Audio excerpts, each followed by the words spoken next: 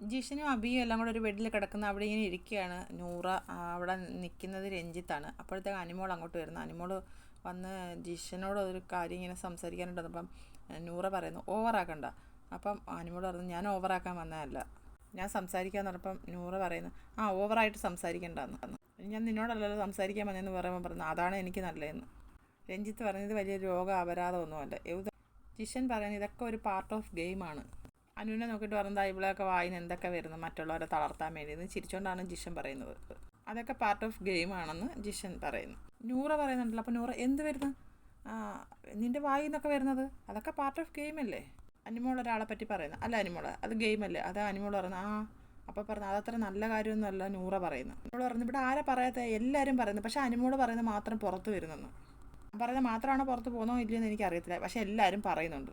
ഉടനെ പറയുന്ന നൂറ പറയുന്നത് മോള് പറയുന്നുണ്ടല്ലോ, സ്വന്തമായിട്ട് പ്രൊമോട്ട് ചെയ്യുന്നുണ്ടല്ലോ എന്ന്. എല്ലാവരും പറയുന്നുണ്ട്, നീ പറയുന്നില്ലേ എന്ന് അനിമോൾ ചോദിക്കുന്നു. ഞാൻ പറയാറുണ്ട്. അങ്ങനെ പറ, പിന്നെ എന്നെ മാത്രം പറയുന്നത് എന്തിനാണ് അനിമോൾ ചോദിക്കുന്നത്. ഞാൻ മാത്രമല്ല എല്ലാവരും പറയുന്നുണ്ടെന്ന് പറ. അപ്പം നൂറ പറയാം എല്ലാവരും പറയുന്നുണ്ടെന്ന് തന്നെയാണ് പറയുന്നത്, നിങ്ങളൊക്കെ പറഞ്ഞിട്ട് കോംപ്രമൈസ് ചെയ്യുന്നില്ലേ? അപ്പോൾ അനിമോൾ പറഞ്ഞു ഞാൻ കോംപ്രമൈസ് ചെയ്യാൻ തയ്യാറല്ല, ഞാൻ ഇല്ലാത്ത കാര്യങ്ങളൊന്നും പറയുന്നില്ല. അതാ സ്വഭാവമെന്ന് നൂറ പറഞ്ഞു. അതെൻ്റെ സ്വഭാവമെന്ന് അനിമോൾ പറയുന്നു. വായി തോന്നിയതെല്ലാം വിളിച്ച് പറഞ്ഞിട്ട് ലാസ്റ്റ് വന്നിട്ട് സോറി കേട്ടോ. എന്ത് സോറി? ജിഷൻ പറയുന്നത് അങ്ങനെയൊന്നുമില്ല, അതൊക്കെ പാർട്ട് ഓഫ് ഗെയിമായിട്ട് കാണണം. അപ്പോൾ അനിമോൾ പറഞ്ഞു ഇല്ല എനിക്കതിനകത്ത് താല്പര്യമില്ല. അപ്പം നൂറ ചോദിക്കുന്നത് അത് നിൻ്റെ ഗെയിം ആയിരിക്കില്ലേ? അപ്പോൾ അനിമോൾ പറഞ്ഞു അതെൻ്റെ ഗെയിമാണ്, ഞാനിവിടെ ഒരാളടുത്തും കോംപ്രമൈസ് ചെയ്യാൻ പോകത്തില്ലല്ലോ, എല്ലാവരും എൻ്റെ അടുത്തോട്ടല്ലേ വരുന്നത് എന്ന് അനിമോൾ.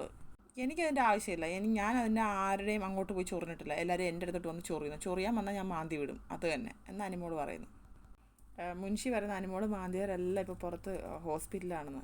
ഇവിടെ എന്താ നടക്കുന്നതെന്ന് ഇവിടെ നിൽക്കുന്നവർക്ക് മാത്രമേ അറിയാവുള്ളൂ, അത് അനുഭവിക്കണം അല്ലേ? പുറത്ത് നിന്നിട്ട് ഫോണിൽ കുത്തിക്കൊണ്ടിരിക്കുന്നവർക്ക് അത് മനസ്സിലാവത്തില്ല. ഉടനെ നൂറ ചോദിക്കുന്നത് അതാരും ഉദ്ദേശിച്ചാണ് പറഞ്ഞത്, അത് നിങ്ങളെ ഉദ്ദേശിച്ചിട്ടാണ് പറഞ്ഞതെന്ന് നൂറ ജിഷനോട് പറയുന്നു. PR കുറിച്ചാണോ പറയുന്നതെന്ന് മുൻഷി ചോദിക്കുന്നു അനിമോളോട്. എൻ്റെ കാര്യം PR നോക്കിക്കോളും, നിങ്ങൾക്ക് എന്തെങ്കിലും പ്രശ്നമുണ്ടോ എന്ന് അനിമോൾ തിരിച്ചു ചോദിക്കുന്നത്. ഇല്ല എനിക്ക് പ്രശ്നമില്ല, ഞാൻ ചോദിച്ചതേ ഉള്ളൂ. പിന്നെ ഇത്ര കുഴപ്പം എന്താ? അനിമോൾ ഭയങ്കര കട്ടക്കലിപ്പിലാട്ടോ. അപ്പോൾ അനിമോൾക്ക് PR ഉണ്ടില്ലേ എന്ന് നൂറ ചോദിക്കുകയാണ്. അപ്പോൾ അനിമോൾ ചോദിക്കുക ആർക്കും ഇവിടെ PR ഇല്ലാത്ത? എല്ലാവർക്കും PR ഉണ്ട്, ഞാൻ മാത്രം പറയുന്നു എനിക്ക് ഉണ്ടെന്ന്. ഞാൻ ഉണ്ടെന്ന് സമ്മതിക്കുന്നല്ലോ, എനിക്ക് PR ഉണ്ട്. എന്താ ഇല്ലെന്ന് കള്ളത്തരം പറഞ്ഞു? ആര് കള്ളം പറഞ്ഞു? ഞാൻ കള്ളം പറഞ്ഞിട്ടില്ല, ഞാൻ ഉണ്ടെന്ന് തന്നെയാണ് പറയുന്നത്. PR ഇല്ലെന്ന് പറയുന്നത് ഇവിടെ ഉള്ളവരൊക്കെ തന്നെയാണ്, ഞാൻ PR ഉണ്ടെന്ന് തന്നെയല്ലേ പറയുന്നത്. പുറത്തുള്ളവർക്കൊക്കെ അറിയാം ആർക്കൊക്കെ PR ഉണ്ട് ആർക്കൊക്കെ PR ഇല്ലെന്ന്. ഇല്ലേ മസ്താനിന്ന് അനിമോൾ മസ്താനിയോട് ചോദിക്കുന്നു. മസ്താനി കുറച്ച് അപ്പുറത്തെ ബെഡിലിരിപ്പുണ്ട്. അപ്പം നൂറ് ചോദിക്കുക അപ്പോൾ ഒരാൾ വേണം, എന്തിനാ ഇപ്പം മസ്താനിയോട് ചോദിക്കുന്നത്? അപ്പോൾ അനിമോൾ ചോദിക്കുന്നത് ഇല്ല ജിഷൻ ചേട്ടാ, ഇല്ലേ അബി എന്നൊക്കെ ചോദിക്കുകയാണ്. അപ്പം നൂറ് പറയാം ഒരാളില്ലാതെ നിൽക്കാൻ പറ്റത്തില്ലല്ലേ, ഒത്താശ പറയാതെ സ്വന്തമായിട്ട് പറയാൻ പഠിക്കുമെന്ന് നൂറ പറയുന്നു. അപ്പോൾ അനിമോൾ വീണ്ടും ഇല്ലേ അബി, ഇല്ല ജിഷൻ ചേട്ടാ, ഞാൻ ആദ്യം മുതലേ ഇങ്ങനെ തന്നെ അനിമോൾ പറയുകയാണ്. നൂറ് അവിടെ നിന്ന് എൻ്റെ എന്തൊക്കെയോ പുലമ്പുന്നുണ്ട്, ഇവിടെ നിൽക്കുമ്പോൾ ഇങ്ങനെ തന്നെ നിൽക്കണം, ഞാനിങ്ങനെ തന്നെ നിൽക്കാനായിട്ട് തന്നെയാണ് വന്നത് അനിമോൾ പറയുന്നത്. ഇവിടെ എന്ത് പറഞ്ഞാലും നമ്മളിവിടെ ബാക്കിൽ പട്ടീനെ പോലെ പോകണം നൂറ പറയാണ്. എൻ്റെ പുറകെ ആരും വരാൻ ഞാൻ പറഞ്ഞിട്ടുണ്ടോ? വരണ്ട മോളെ എന്ന് അനിമോൾ പറയുക. അപ്പം ഞാൻ ആര് വരുന്നത്? വരണ്ട മോളെ, ആര് പറഞ്ഞു വരണ്ട, ഇവിടെ ഉള്ളവരെ കണ്ടിട്ടല്ല ഞാൻ ജീവിക്കുന്നത് അനിമോൾ പറയണേ. എനിക്ക് ഇവിടെ നിന്ന് ഇറങ്ങിയിട്ട് എനിക്ക് നല്ലൊരു ലൈഫുണ്ട് അനിമോൾ പറയുക. എന്നെ കാത്തിരിക്കുന്ന കുറച്ച് പേരുണ്ട്. ആര് പറഞ്ഞ അങ്ങനെയെന്ന് മുൻഷി ചോദിക്കുന്നു അനിമോളോട്.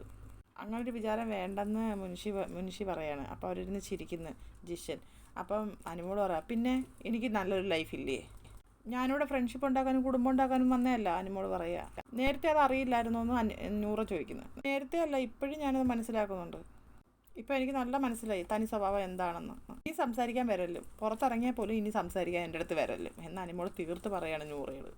എനിക്ക് ഇങ്ങനത്തെ ആളുകളോട് സംസാരിക്കാൻ താല്പര്യമില്ല. തെറ്റിന് ക്ഷമ കാണിക്കാനുള്ള ഒരു മനസ്സ് കാണിക്കുന്ന ജിഷൻ പറയുമ്പോൾ നൂറ പറയാണ് തെറ്റ് ഒരിക്കലും അവൾ അക്സെപ്റ്റ് ചെയ്തിട്ടില്ല. തെറ്റ് ചെയ്താലല്ലേ തെറ്റ് ചെയ്തെന്ന് എനിക്ക് പറയാൻ പറ്റത്തുള്ളൂ. അവൾ മാത്രം കറക്റ്റ്, 100% അവൾ കറക്റ്റ് എന്ന് നൂറ. ഇവളാണ് ശരി നൂറ പറയുക. ഈ ഭാഗത്ത് ഈ ഒരു ടൈമിൽ ആ വീടിൻ്റെ പല ഭാഗത്ത് ബാത്റൂം ഏരിയയിൽ, ഗാർഡൻ ഏരിയയിൽ, റൂമിൽ പല ഭാഗത്തായിട്ട് ചർച്ച അനിമോൾ തന്നെയാണ്. എല്ലാവരും മാറി അവിടെ ഇവിടെയൊക്കെ ഇരുന്ന് അനിമോളെ പറ്റി ചർച്ച ചെയ്യണം. അപ്പോൾ അടുത്ത ലൈവ് അപ്ഡേറ്റുമായിട്ട് വരാം. എല്ലാവരും എൻ്റെ ചാനൽ സബ്സ്ക്രൈബ് ചെയ്യണേ, സപ്പോർട്ട് ചെയ്യണേ.